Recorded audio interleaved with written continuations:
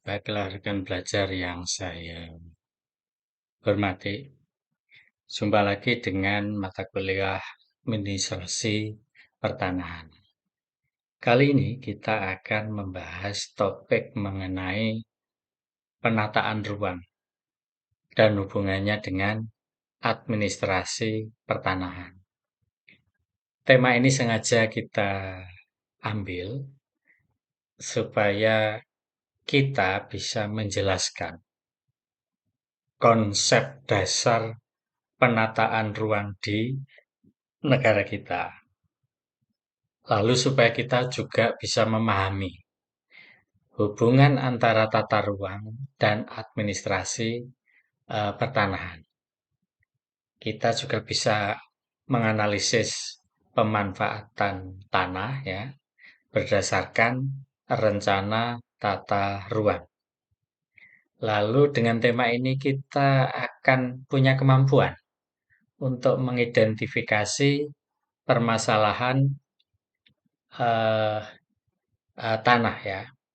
Kita bisa mengidentifikasi permasalahan tanah yang biasanya timbul akibat ketidaksesuaian dalam pemanfaatan ruang. Dan yang terakhir, dengan tema ini diharapkan kita akan mampu menganalisis kasus konflik antara hak atas tanah dan kebijakan tata ruang. Rekan belajar yang saya banggakan, sebagaimana kita ketahui bahwa tanah itu merupakan sumber daya yang terbatas. Ingat, bumi cuma satu, tanahnya melulu itu bukan bertambah, bahkan mengurang. Karena air laut yang naik ya, karena involusi atau karena peralihan peruntukan lahan. Sehingga makin lama sumber daya tanah itu semakin berkurang. Nah, sementara kebutuhan terhadap tanah itu terus meningkat. Entah untuk pemukiman, entah untuk industri, entah untuk pertanian, perdagangan, maupun untuk infrastruktur. Nah, oleh karena itu, rekan belajar, diperlukan pengaturan penggunaan ruang agar pemanfaatannya itu tertib, lalu efisien, berkelanjutan, dan terpenting tidak menimbulkan konflik. Nah, penataan ruang ini akhirnya menjadi semacam alat atau instrumen yang sangat penting dalam mengarahkan penggunaan tanah, sehingga akan selaras dengan tujuan pembangunan nasional maupun pembangunan di tingkat daerah. Nah, di sisi lain, administrasi pertanahan itu berfungsi memberikan kepastian hukum atas penguasaan, pemilikan, penggunaan, dan pemanfaatan tanah. Dengan demikian, tata ruang dan administrasi pertanahan merupakan dua sistem yang saling terkait dan tidak dapat dipisahkan. Nah, konsep dasar penataan ruang itu kalau kita runut dari pengertiannya terlebih dahulu ya, menurut pengertian dari Undang-Undang ya Nomor 26 Tahun 2007 tentang penataan ruang. Ruang itu dimaknai sebagai wadah yang meliputi ruang darat, ruang laut, ruang udara, termasuk ruang di dalam perut bumi. Di dalam perut bumi itu juga dianggap sebagai ruang. Kesemuanya ini, laut, udara, darat, perut bumi, dianggap sebagai satu kesatuan wilayah tempat manusia dan makhluk hidup di dalam melakukan kegiatan. Nah, namun pengertian penataan ruang itu sebenarnya adalah sebuah mekanisme atau sebuah sistem ya. Sistem proses yang meliputi mulai dari perencanaan tata ruang, pemanfaatan ruang, sampai pengendalian pemanfaatan ruang. Jadi penataan ruang itu semacam kegiatan atau sistem yang meliputi hal-hal tadi itu, mulai dari perencanaan tata ruang, pemanfaatan ruang maupun pengendalian pemanfaatan tata ruang. Nah, tujuan dari penataan ruang itu sendiri adalah untuk mewujudkan ruang yang aman, nyaman, produktif, dan berkelanjutan. Tujuan lain adalah menjaga keseimbangan lingkungan hidup,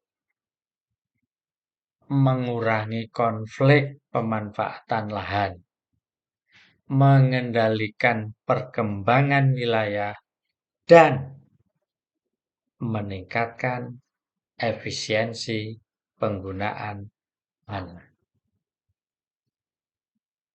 Nah, hierarki atau urut-urutan dari ini apa? Rencana tata ruang di negara kita di Indonesia itu ada semacam RT RW tetapi tingkat nasional atau kalau disingkat RT RWN gitu.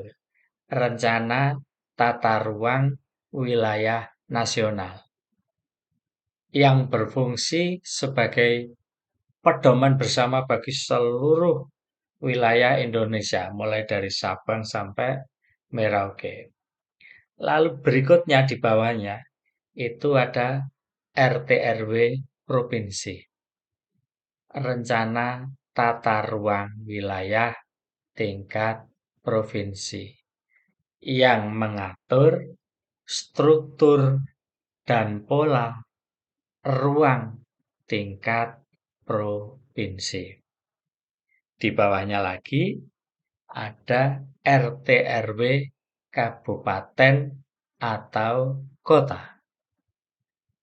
Rencana tata ruang wilayah untuk kabupaten atau kota ini adalah untuk mengatur pemanfaatan ruang pada wilayah di tingkat kabupaten atau kota. Lalu di bawah RT RW ada lagi yang namanya adalah RDTR. Apa itu? Rencana Detail Tata Ruang. Di mana rencana detail tata ruang atau RDTR ini itu menjadi dasar bagi penerbitan berbagai macam perizinan yang terkait dalam soal pemanfaatan ruang. Apakah izin bangunan, apakah izin renovasi, apakah izin perluasan, pokoknya hal-hal yang terkait dengan pemanfaatan ruang, maka perizinannya itu harus didasarkan pada RDTR, Rencana Detail Tata Ruang. Nah, sehingga kalau dibuat skema itu di level paling atas itu ada RT RWN ya di pucuk, lalu turun ke bawah ada RT RW provinsi, ke bawah lagi seperti piramida makin lama makin banyak itu ya. Ada RT RW kabupaten atau kota dan detailnya di lapisan paling dasar ada pemanfaatan ruang atau sering disebut rencana detail tata ruang RDTR. Nah, karena paling bawah adalah rencana detail tata ruang, dari RDTR ini akhirnya operasional keseluruhan pemanfaatan ruang itu bisa berlangsung. Nah, rekan belajar yang saya banggakan, administrasi pertanahan terkait dalam soal penataan ruang ini, maka administrasi pertanahan itu adalah proses pengaturan. Jadi, di dalam administrasi pertanahan yang terkait dalam soal tata ruang, maka administrasi pertanahan itu adalah proses pengaturan. Pengaturan apa? Tentang penguasaan tanah, tentang pemilikan tanah, tentang penggunaan tanah, maupun tentang pemanfaatan tanah.